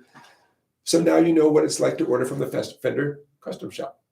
And I want to make one point that I didn't make previously, and then I'm going to move on to your questions, unless your questions about the Fender Custom Shop experience. I feel that the people who made the guitar probably did a great job. It's probably a cool guitar. They probably worked hard on it. My frustration is not with the individual employees of the Fender Custom Shop, because most of them did their job. This was a team-built custom shop guitar, which just what it sounds like, right? So the person who didn't relic the neck might not have got that memo. I don't know. The neck was a beautiful neck, by the way. The grain looked gorgeous. I mean, really beautiful grain. With a beautiful, I assume, a nitrocellulose finish, very sticky and glossy. So for what it's worth, I'm just putting this out there in the universe. Karmically, I want the universe to know I appreciate the hard work that went into that guitar. They probably did rush it. They probably, but they probably did the best they could. And they're probably good people. Let's assume they're great people who work hard for their money. They probably don't get paid enough. What do I know? I don't know. One person dropped the ball. And it was the person whose job was to make sure the guitar matched what it said on the spec sheet. Is that a bad person? No. Could they have made it right in a week? Yep. And I was quoted 1 to 4 months. Okay, thank you for listening. Moving on. Okay. Looking for those question marks, folks. Okay, looking. Don't forget question marks before the question. Let me scroll. Bear with me, folks, while I scroll. Harmonica and guitar progress. You're telling an interesting story. Harmonica and guitar progress. An interesting story about Howlin' Wolf and Hubert Sumlin. I did not know that. I'll let you folks read that in the chat. Flash what says, I tend to hit my guitar pickguard with a pick while strumming. I couldn't make myself avoid it, so I quit the guitar. What the heck? You can't quit the guitar. You can't do that. Is hitting the pickguard normal? Yeah, it's normal. Don't quit the guitar, man. Don't do, well, okay, man, time to get another guitar. I'll say this, it sounds like you got to lighten your touch. If you cannot strum the strings without hitting the pickguard, time to lighten your touch, man. Lighten up. There's no, it's avoidable, It's why the pickguard is there, but it's avoidable, in general, your pickguard should not be covered in scratch after scratch after scratch, in my opinion. I mean, if you're playing in a punk band and half the time you're diving into the crowd, I mean, if you're playing aggressive music that demands that type of aggression, okay. But then again, you probably wouldn't be the kind of person who's concerned about some scratch on your pickguard if you're that kind of person. So no, it's not normal. Get yourself another guitar, lighten up your touch a little bit, Hey, consider playing with bare fingers. Beautiful style. Tons of people play exclusively with bare fingers. So no, it's not normal. I hope you get a guitar and yeah. Okay, reading. Chuck says, thoughts on Billy Strings bluegrass techniques. I don't have thoughts. I've seen some videos of Billy Strings. I'm sorry, I haven't really. He's a talented young guy. I don't have any thoughts. I'm sorry.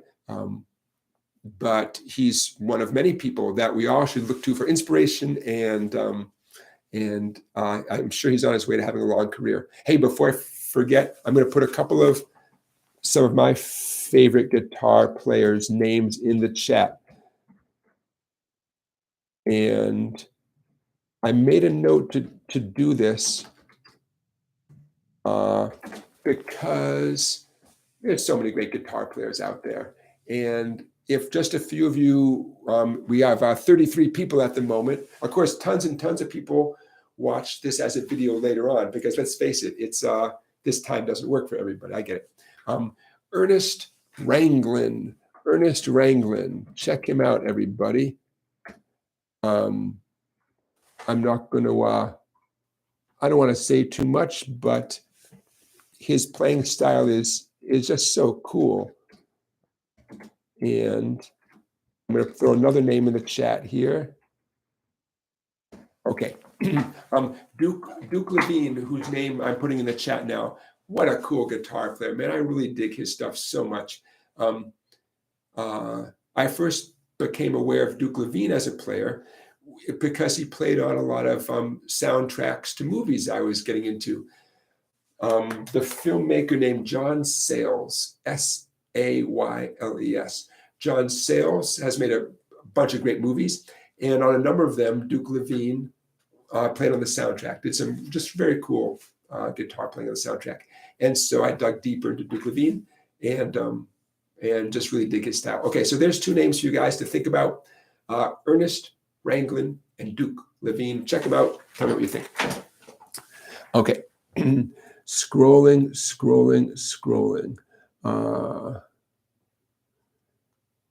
Who is here? Audiophile Man. Welcome back, Audiophile Man.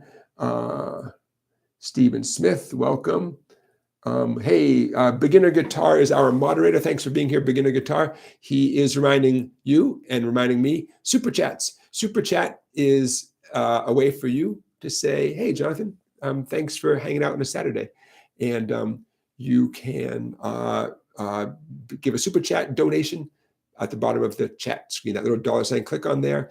And I thank you in advance. I appreciate that. Oh, and you can ask a question as a part of a Super Chat. And like I said earlier, your question then pops up as a big green, neon green box on my screen.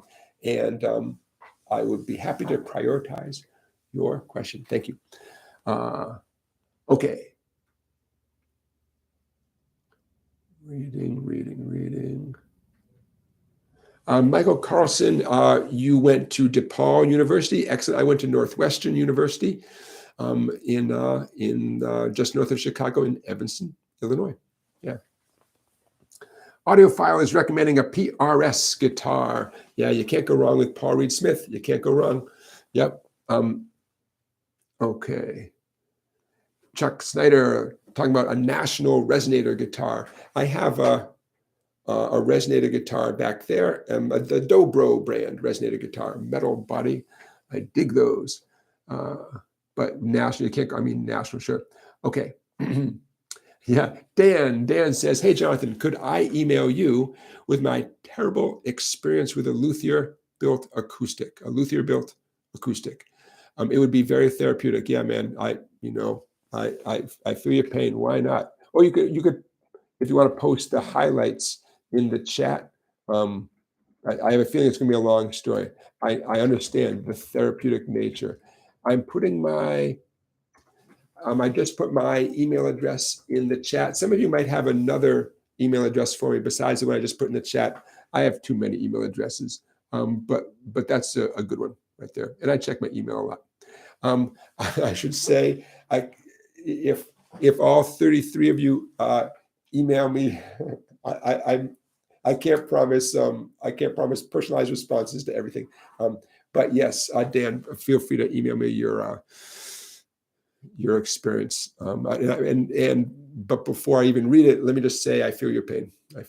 Okay. Audiophile Man says, is it best to start by learning blues and then branch out from there for rock and other related genres? I'm going to take a dramatic drink of water before I answer your question.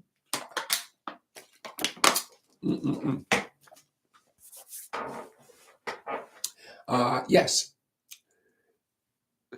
Next question. No. My answer is yes, but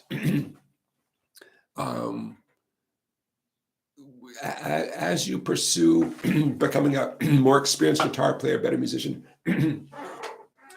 you want to stay motivated, and you want to stay motivated at all costs. Okay, at all costs. You can quote me on that. At all costs. So no matter what you're pursuing on the guitar, if you get burned out pursuing that thing, that's okay. It's okay. Take a step back and redirect yourself. Playing every day is the key. If there's one thing I've learned from teaching for 31 years, my students who do best have nothing in common with each other, nothing in common whatsoever, except they play every day. And so whatever keeps you motivated to play every day, do that thing. So logically, what you're saying, I 100% agree with what you're saying. Hey, you learn blues, and then you have a huge head start to pursuing rock guitar, to pursuing jazz guitar. Plus, you have become a decent blues guitar player in the meantime. Having said that, if you got to go where your heart is. So I'll just leave it at that, Yeah, man, do as much blues guitar as possible. And if you stay with nothing but blues guitar, how cool is that, man? How cool is that? But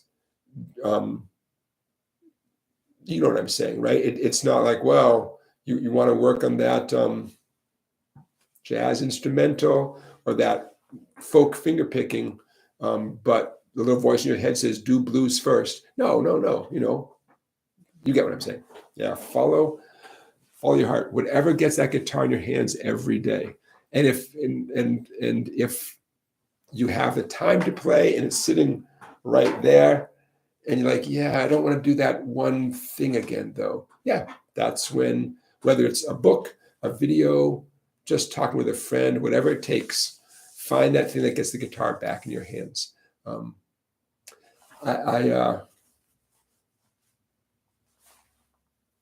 Doing something every day is a profound. It's a profound experience. You get good at the stuff you do every day. I make my son pancakes, especially when he was younger. Half of the morning making pancakes. I got really good at making those pancakes. To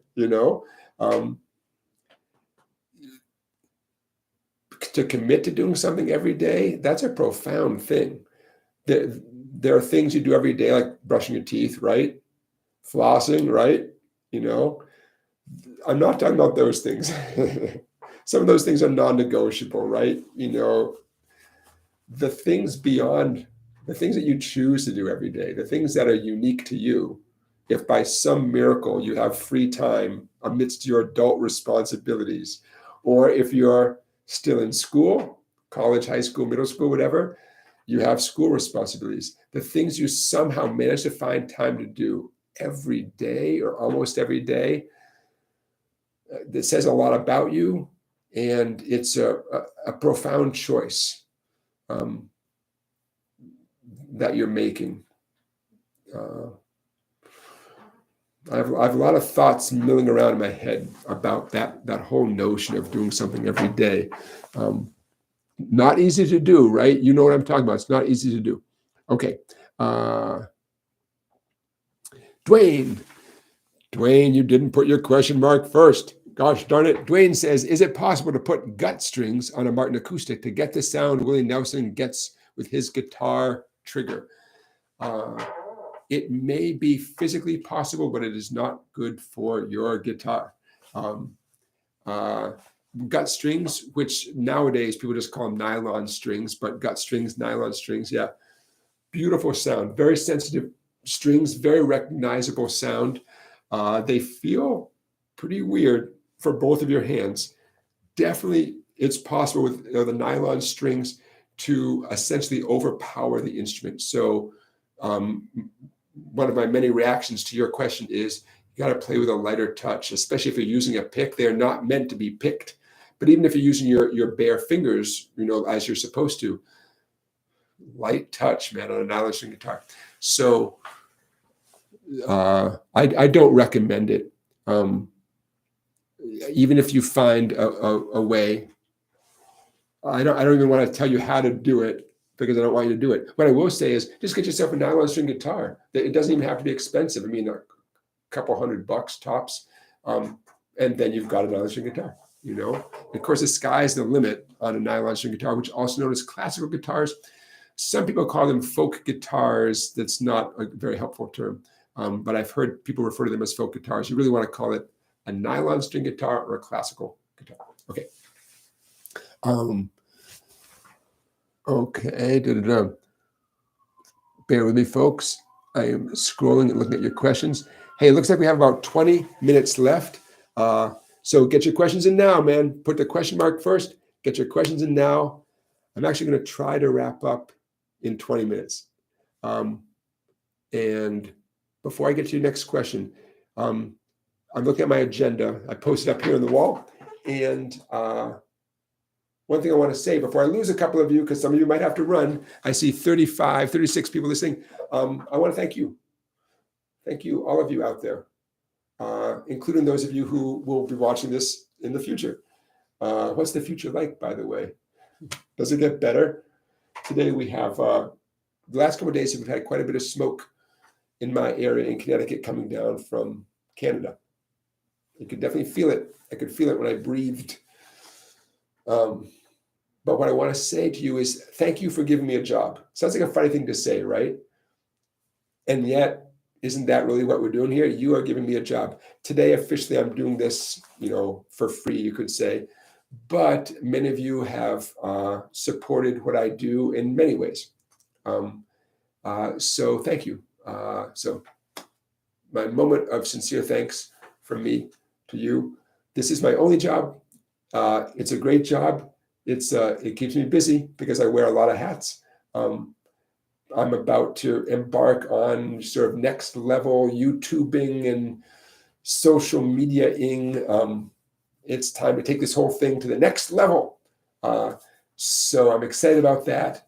But as crazy as it makes me sometimes, and as challenging as it can be, I want to thank you because I wouldn't even have a job if it wasn't for you. So thank you. Okay, back to your questions. Paul Mayen says, how would I rate Stephen Stills as a guitar player? I think he's great, says Paul. Yeah, I haven't gone to school on Stephen Stills' style, really, but I'm certainly aware of what he does. And yeah, man, great guitar player, great songwriter. By the way, personally, I give those things equal value. John Prine. When I was pretty bummed out about my Fender Custom Shop guitar crashing and burning, so to speak, I did what we all do to make myself feel better, which is listening to John Prine songs. And John Prine songs, of course, in the same song, you laugh and you cry, and then you go on to the next song because that's a John Prine song. So what's my point at the moment? Stephen Stills. I'm happy to really appreciate someone as a songwriter as well as a guitar player. So that's what comes to mind with Stephen Stills. What makes him unique, to my understanding, is his use of alternate tunings. This is me miming with my left hand. I'm miming, retuning the guitar to alternate tunings. So very cool. Then again, to follow in his footsteps, you want to play Sweet Judy Blue Eyes or one of those Stephen Stills songs, you got to totally retune the guitar, sometimes even put on different strings to get the effect. And that's tricky. As a guitar teacher, my whole job is to help you connect with the music, right? Help you connect with the music that you love, to facilitate that. And when someone, say, like Stephen Stills, really radically changes his guitar, it's tough for me as a teacher to help you connect with that and to play it like Stephen Stills does. It can be frustrating, but yeah. So yeah, terrific, creative human being. But I haven't really studied his style. Okay, North Country Fisher. How many finger picking patterns does a guitarist need to know? Excellent question. A handful. To return back to the Strum Pattern Bible, one of many books on sale for 15% off for you right now. I tell you where I drew the line on this book. It's full of a few dozen picking patterns with a plastic pick. And at the end of the book, well, at the end, but in the last, I said 30% before, about the last 30% of the book are finger picking patterns. And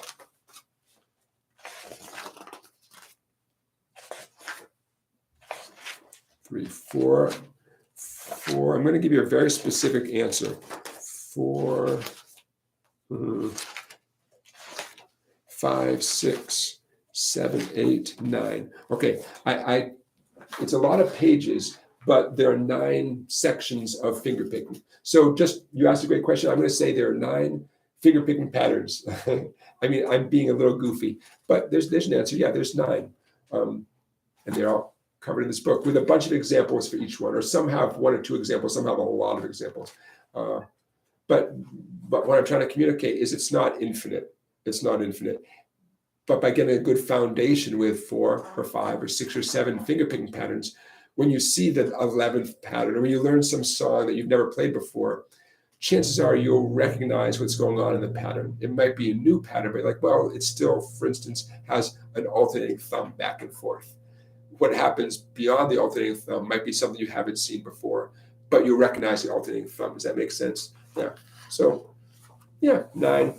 Let's say 10, for those of you who enjoy metric stuff, let's say 10 finger picking patterns. But infinite mathematical possibilities. But by the time you've learned 10 patterns, especially the 10 right patterns, I'm not talking about 10 random things you picked or someone, I don't know, 10 carefully chosen patterns. Yeah, there you go. Okay. Reading.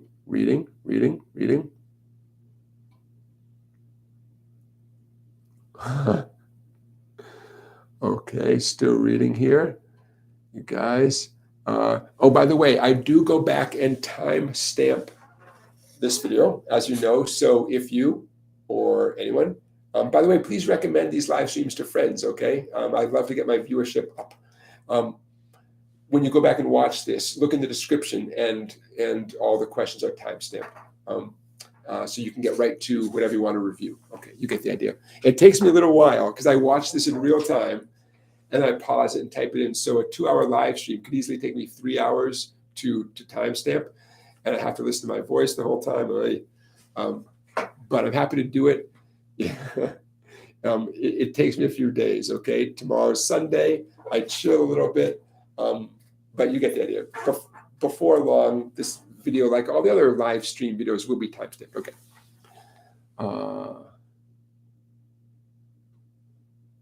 Dwayne, thank you for your contribution here. I appreciate that.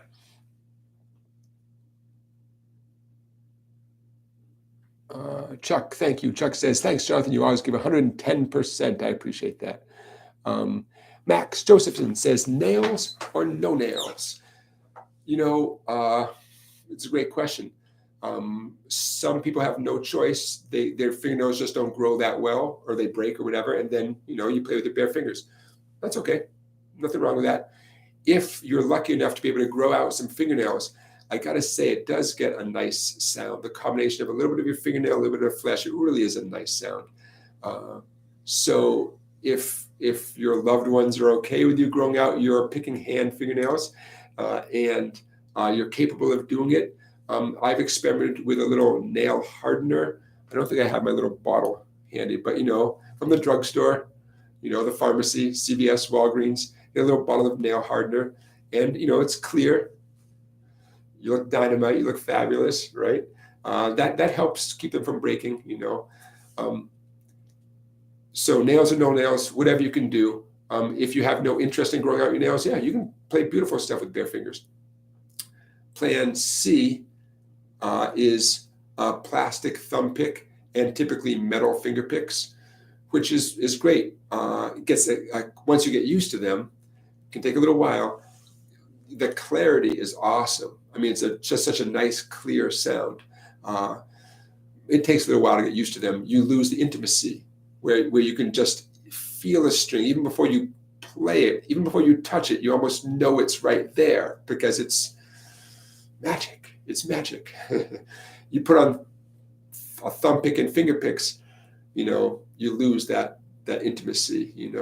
I mentioned last live stream a very cool video of Chet Atkins and Mark Knopfler playing together, which I've seen many times. And Chet Atkins wears a plastic finger pick. I don't think he was wearing a plastic thumb pick. I don't think he was wearing anything on his fingertips. So Chet Atkins, rest in peace, would probably laugh at my concern that wearing anything, inhibits or prohibits you from being intimate with the strings, whatever. They're fantastic guitar players who wear thumb and finger picks. So there are advantages and disadvantages to all this stuff. When in doubt, just use your bare fingers and you're fine. You know. Paul Mayan says John Prine was great. Yeah. Okay, I'm reading everybody. Audiophile. Do you, Jonathan, have a book on how to play fingerstyle? Well, that strum pattern Bible is essentially, yes, that covers it. And also, I guess even more specifically is, there it is, in this book. Again, it's an e-book. You can save 15%. Head over to www.song-bike.com. Coupon code Livestream15, Livestream15, all one word, saves 15% on this book. It is an ebook. It does not come in the mail. It comes into your email inbox and you download it. You don't have to print it out. You could just print out certain pages, right? And there's a video. The video is already on my website. You can watch the video that goes to the book right now. You do not have to pay anything to watch the video. Consider becoming a member of my website. www.song-bike.com, $9.95 a month, and you get access to tons of stuff, including PDFs. Okay. This book, The Guitar Year One, has a section called Finger Picking 101. Page 41, and it goes through some of the easiest but most important patterns and gives you some, morale boosting advice. So the short answer to your question, yes, finger picking is covered in this book. Finger picking for beginners is covered in this book, and a follow-up would be the final 30% of this book. Okay. Back at it. Yeah, the discount code, I'll put it again in the chat. I'm happy to. There it is. Happy to offer you guys a discount. It's the least I can do. And here is my website. Okay.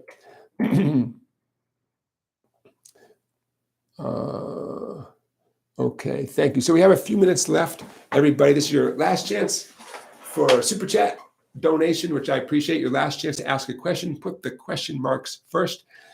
Just to do a quick recap. I'm looking at my agenda. I am so happy that we covered the circle of fifths kind of quickly, and we'll go over it again. We covered the wonderful Dave Rubin and some of the many awesome books he has written. We covered Fender Custom Shop. We covered a couple of the guitar players I wanted to plug, Ernest Ranglin and Duke Levine. Word of the day. I've had this since January 6th because it's from a word a day calendar, and this was the page on January 6th, and I this word stuck out to me. I'm going to put it in the chat here.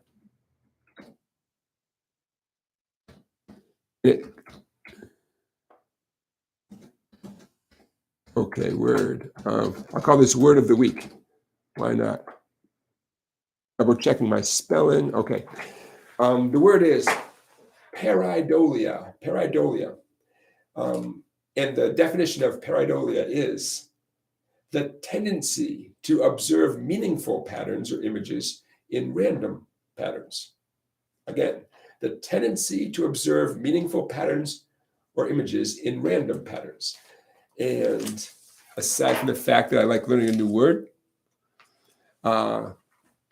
it reminded me that your progress as a guitar player in general, and certainly your progress on any particular song or exercise or whatever, is to find the pattern.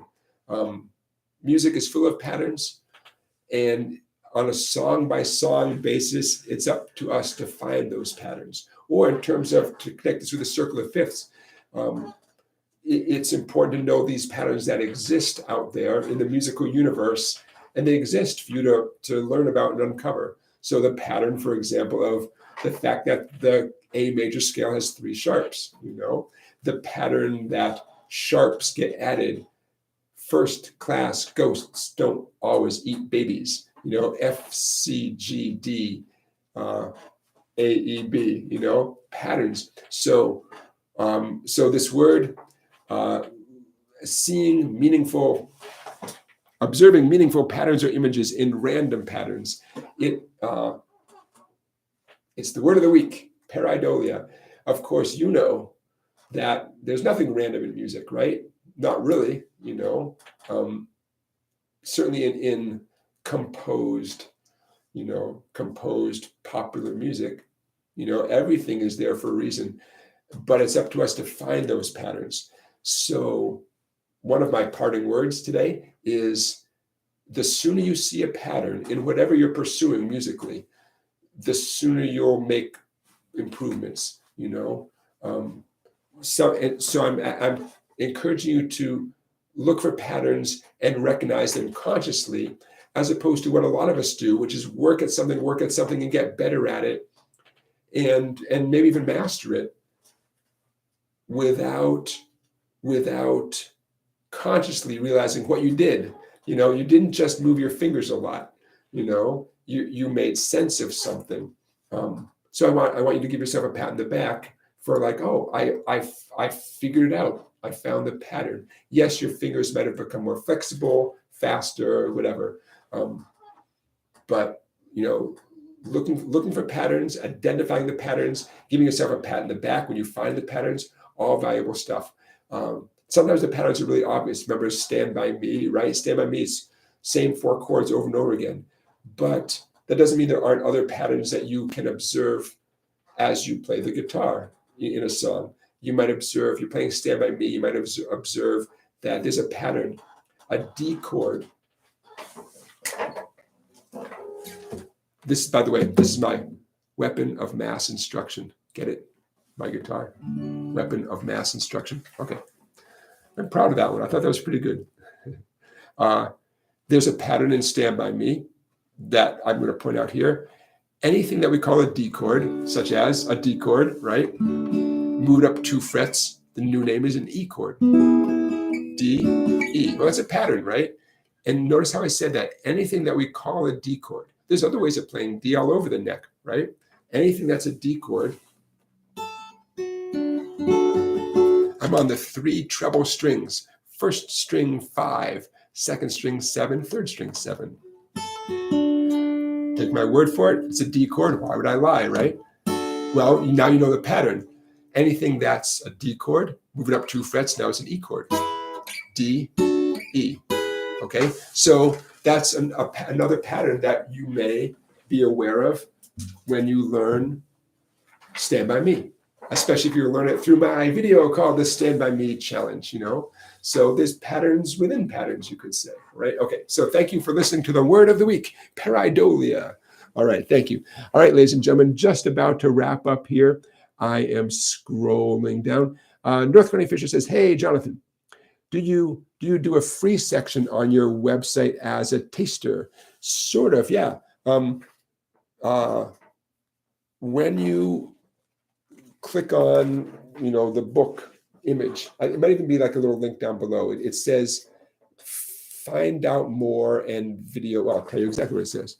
Bear with me, folks. Okay. Learn more and view video here is what I'm seeing here.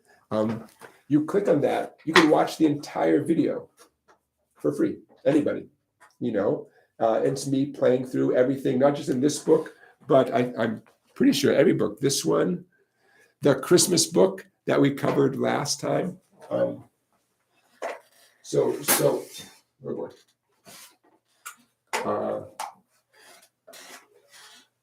So that's an example of a taster. And then I think if you scroll down on the home page, there might be some other ones.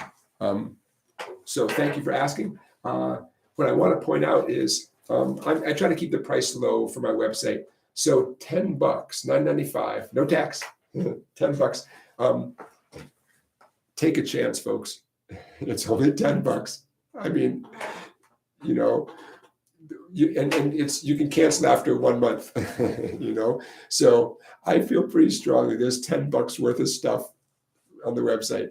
So yeah, you won't regret it. Now here's good news. I have big plans to update the website.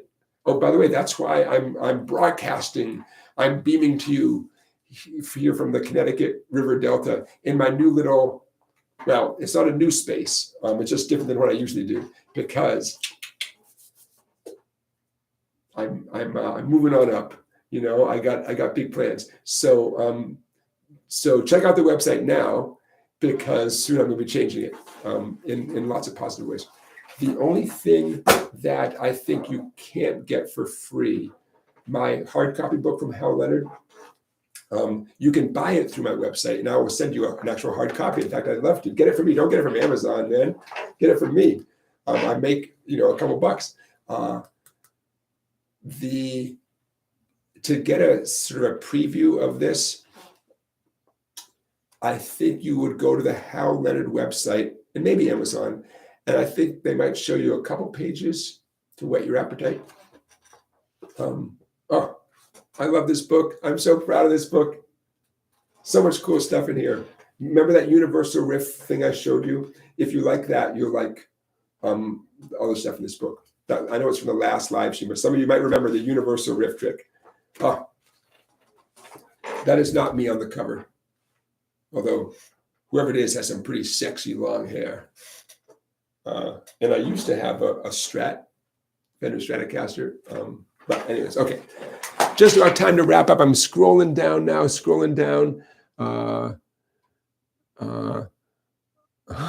my wife says I'm way cuter than Townes Van Zandt. Thank you. It's something that words I never thought I would speak, live streams you never know how they're going to go, right? Dan says, since I like John Prine, maybe do a lesson on his playing next time. Oh yeah. John Prine, by his own admission, is not a hotshot guitar player. He says his buddy Steve Goodman used to give him a hard time for his relatively unsophisticated guitar playing. Steve Goodman, a lot of you know who Steve Goodman is. He is most famous for writing City of New Orleans. But Steve Goodman wrote tons of great songs. It just that one made him famous, but he wrote a lot of great songs. So yeah, John Prine's guitar style. I'll tell you what, though, it's not advanced stuff. So okay, couple more F chord. Chuck is talking about the F chord. You guys, there is a video. I'm going to put this. I don't have the link. But if you go to YouTube and you type in what I just typed in what the F and then my YouTube channel name, JKU #1. Tons of advice on playing F chord and F chord options, okay?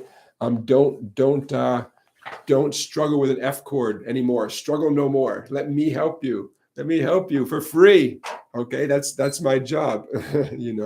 F is hard enough to work on. Don't do it alone. Let me help you. Okay. Paul says, am I thinking about having guests on the show? Yeah, that'd be so much fun. Across the street from my music shop where I am right now is a small theater, about 250 seats. And I have a fantasy. They get so many talented people. I mean, people we've all heard of. Graham Nash from Crosby, Stills and Nash, right? Graham Nash played there 2 nights. And they have young up-and-coming acts. They have veteran acts. It's a very cool little theater, and it's right across the street. I could almost throw a guitar pick and hit it right now. So I would love to get guests from there to come over here. I mean, before the show. Would that be cool? That'd be cool. But that's just one thing that comes to mind. But yeah, I would love to have guests. My only concern is I want this show to be about your questions and your progress on the guitar. And I really enjoy answering your questions. I know I look miserable. I look like I'm having a root canal. No, I'm kidding. Of course, I like this. I like hearing from you guys. So if I had a guest, I almost would want to be like, okay, so-and-so is going to talk to us for 15 minutes, and whatever, answer your questions or whatever, or talk about how that person made progress on the guitar as a beginner or whatever. And they'd be like, all right, see you later. Have a great time. My concern would just be, it would turn into me and that person going like this, and that it'd be unscripted, and I wouldn't blame you guys if you're like, okay, it was fun for 15 minutes, but then they just start talking about whatever. So, but yes, I would love to have guests. Okay. Boom, boom, boom, boom, boom. Wrapping up.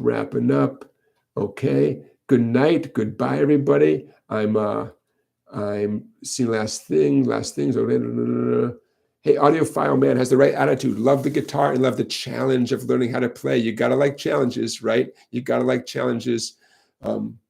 Otherwise, why pursue it, right? But then again, that's how you get stuff out of life, right? It's by challenging yourself. Dan Keck mentions the Gordon Lightfoot fingerpicking style. I have not gone to school on his style, so to speak. I love his songs. I love his voice. And I saw him live one time. I'm glad I saw him. I know he plays a 12-string guitar quite often. But I'd have to do a little digging if I were to say, ladies and gentlemen, here is, in a nutshell, here's the Gordon Lightfoot fingerpicking style. I'm not saying that it doesn't exist, because most, especially songwriters, they're going to have certain things that they fall back on, that they can count on, that they can do steadily over and over again while they deliver the song, right? So songwriters, I would imagine, you can talk about their style. I just haven't gone to school on Gordon Lightfoot's style, so to speak. Except to know that the guy could play guitar, right? I mean, there's some people that I can joke about a little bit, because John Prine, for instance, did not do particularly sophisticated stuff on the guitar. Made great records. I love him. I miss him. I wish I could hear a new John Prine album, come out this summer. But some people's style is more obvious because they for whatever reason they have a limited, they didn't pursue becoming an amazing guitar player. And other people, for instance, James Taylor comes to mind as someone who did some pretty, in my opinion, did some pretty sophisticated playing even while he's singing, compared to, say, John Prine. Okay. I'm reading your last goodbyes. Oh, 4th of July weekend. How could I forget to wish you all happy 4th of July? For those of you who live outside the U.S., that's what's going on around here now, is fireworks. And for a lot of us, a day off on Tuesday. Okay, I remember everything. Yes, Sam, I agree. John Prine, I mean, what a heartbreaker, man.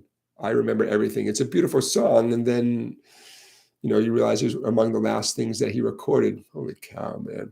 Yeah. Okay, so I'm going to wrap it up there, everybody. No more questions, okay? Save them for next time. I think I've covered everything I wanted to cover. Thank you again for giving me a job. Thank you for being here tonight. I see 34 of you stuck around, 35 of you stuck around this whole time. Love it. I appreciate that. I will see you next week. If you're keeping track, there is Saturday later in the summer where I'll be out of town, and out of tune, probably. I'll be on vacation, so I'll be out of tune, man. You don't have to be in tune on vacation. The first Saturday in August, I'll be out of town. So I probably won't do what we're doing right here. But I do plan on stopping by a few music stores in the southern Maine geographical region, maybe in Portland, maybe in towns south of Portland. There's a couple music stores I'd like to stop in, and I'll probably post on social media. So those of you who do not follow me on Instagram or Facebook, look me up on Instagram or Facebook. Just type in my first name, my last name. There's only one of me, for better, for worse. And follow me on social media, because I'll post on social media about where I'll be and when. And hopefully you come by the music shop if you have a reason to be in Southern Maine in early August. And I'd love to meet some of you. I'd love to meet all of you. If all of you converged on Southern Maine, that would be pretty bizarre. Everybody, thank you for watching. I want to say good night, North County Fisher. Good night, Chuck Snyder.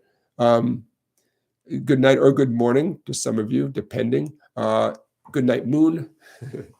All right, everybody. I will see you next Saturday. Tell your friends, okay? Let's see if we can get this up to, I don't know, 100 viewers.